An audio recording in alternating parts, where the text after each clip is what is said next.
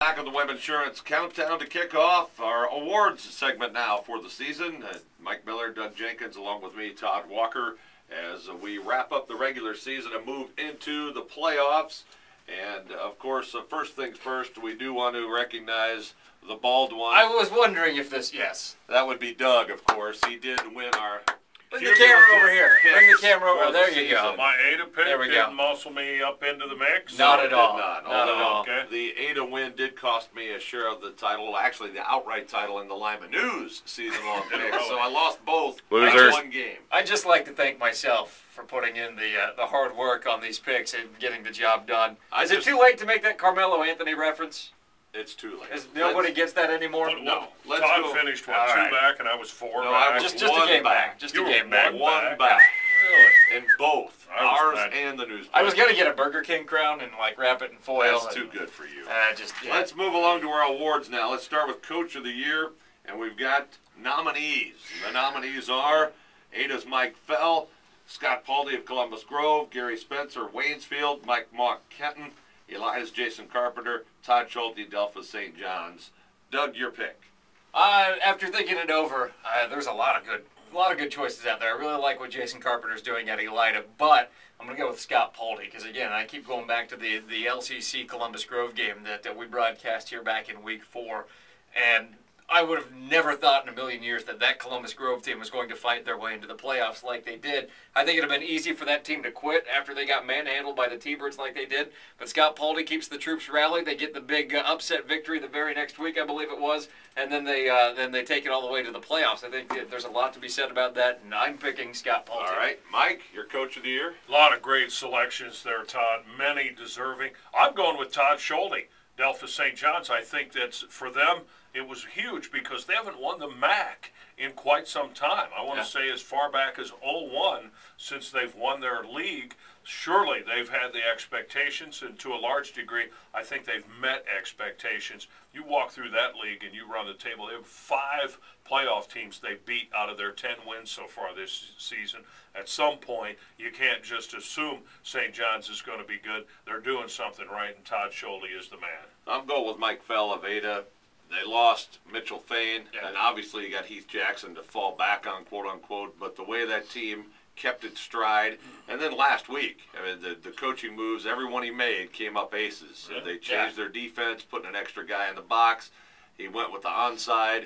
Everything he did turned up right, and when you're going against Jerry Cooper, there's something to be said for that, so I'm going with Mike Fell. That's a pretty good year of coaching when Jason Carpenter can get the Bulldogs at Elida to 5-5, and no doubt. No, we went 3 different directions. Honorable mention. Probably not a category, but pick of the year had to be Elida Liberty Benton right in Week 1. How can it not be? I don't recall that at all. Let's go to Player of the Year, and our nominees are Heath Jackson of Ada, Keith Wenning from Coldwater, Wes Ulm, Jordan Leininger of Delphos St. John's, Matty Mock of Kenton. I'm going with Heath Jackson of Ada. He's clearly the most talented player in this area, no question about it. And he played 2 different positions and did them equally well. It's got to be Heath Jackson. Yeah, absolutely. And I think last week clinched it with the game he had against LCC. Up until then, maybe some questions on whether the opposition just wasn't enough to stop him. But last week, playing a pretty good LCC defense, he got the job done. You got to go with Jackson. I totally agree. To adapt the way he did and take over the quarterback position and make that almost seamless slide into QB is off the charts. He's something else. And I've been a big Heath Jackson fan ever since basketball last year when I saw him dunk a ball in a game, and the kid can't be 6 feet tall. He's quite an athlete. They list him at 6'1", but we all know how that program 6'1". Biggest surprise to the positive, we've got some nominees here. This is a team award. We've got Lipsick, Upper Saddle Valley, Van Wert, Elida. Biggest positive surprise. I think this is a close one, but I got to go with Elida. I mean, 0-20 to 5-5. You beat Liberty Benton to start the season, then win your last 4. Really put it on Defiance to end the season. It's got to be Elida. Yeah, absolutely. I'd like to go with Van Wert, but they didn't close as nearly as strong as Elida did. I think there was some inkling, and Mike had it in Week 1, as he'll let us know for the next 5 or 6 years, that Elida was going to be a much improved team, but you still have to do it. You can't just have the buzz. They went out there and they proved it. They're a much improved team, and Think about it. If Elida had beaten Van Wert, which arguably they should have won that game week 2, they could have been 6-4. They probably should have beaten St. Mary's. That would have made them 7-3. They were that close. Playoffs. So they could be a real contender next year. I would look for them to be. Mike, who you got? I'm going to disagree, only not to take anything away from Elida, because they were close to the playoffs. They actually had that look about them in that final game that, hey, why is our season ending the way we're playing? So I'm going to pick Leipzig, only because Leipzig hasn't been a historical power, certainly in Blanchard Valley. They proved to be the new guard at Blanchard Valley, and I have to give them a lot of props. The Nodler kid is really adaptable, and there's a Mag is a really good receiver up there, and everything I hear about Leipzig is they're very dimensional with their offense. They can throw and run the ball. They got good diversity, and they're pretty darn physical, so that could be maybe a sleeper team in Division 6, and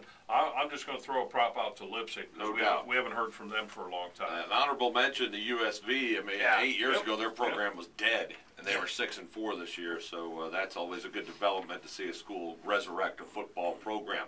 Biggest disappointment or surprise to the negative? I'll go first on this, and my biggest one is Wapakoneta. I mean, how can Wapak be 1-9?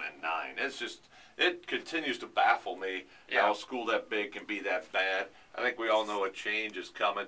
To me, that was the most disappointing school this year. Doug, who you got? I think that's a good way to go. I would also look at Bath. I'm going to throw this one out here, and I'm going to take some criticism for it. I'm going to say Marion Local. I think 5-5 is a disappointing year for them. They still make it in the playoffs, though, so I guess it's not that bad.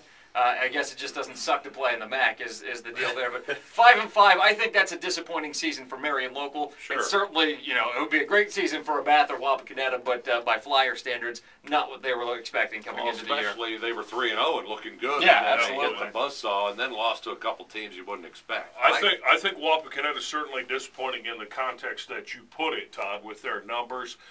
They lost their best running back week 2. That hurt them definitely, and then they had a bunch of little guys. But for them to go 1-9 is certainly disappointing. But I think a bigger disappointment how the season played out would be for Defiance. Ooh, that was a veteran team with high expectations, and unfortunately for them, they just lost a bunch of close games early, which really set them back. Their opener with their hated rival Napoleon, we know how good Napoleon's season went. I think they went 9-1, and then they lost a close game to OG and some other close games in the conference. So Defiance actually would get my vote. And the honorable mention, so to speak, for the biggest disappointment to me was Shawnee. Not that they didn't show up at that again. Well, they're heartbroken at the end despite winning 7 in a row. All right, guys, best game that you saw. Obviously, we can't be at every game. I think St. John's Coldwater was the game of the year in the area, hands down. We didn't get to see that, though. The best game I personally saw this year was Ada LCC.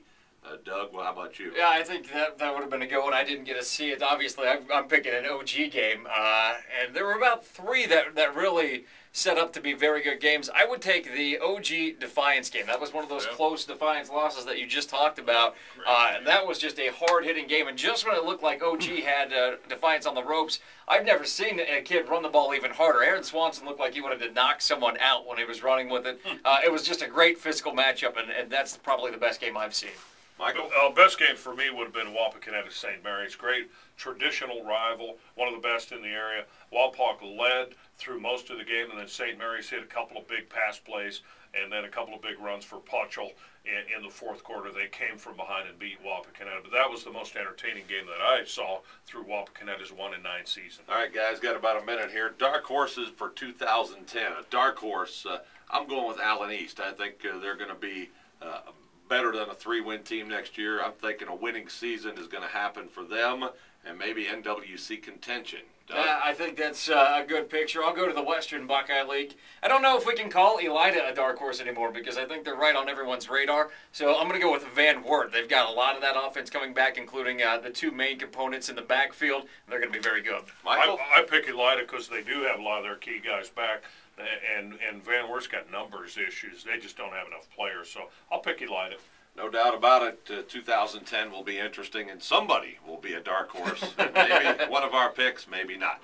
We'll talk with some area coaches, get some previews next as Countdown to Kickoff continues on 1150 WIMA.